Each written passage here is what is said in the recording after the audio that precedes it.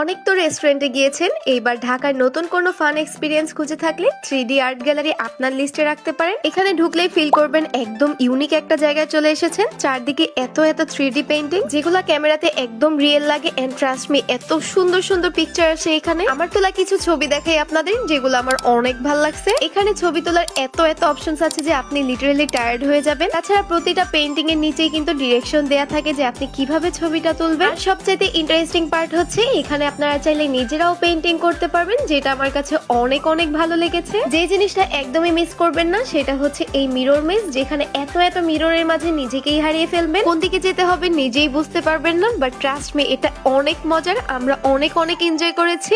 এটা কিন্তু ফ্রেন্ডস বা ফ্যামিলি নিয়ে হ্যাং আউটের জন্য পারফেক্ট একটা প্লেস। আর এই 3D আর্ট গ্যালারির লোকেশন হচ্ছে ঢাকা বিজয় সরণি বাংলাদেশ মিলিটারি মিউজিয়ামের 2 নম্বর গেট।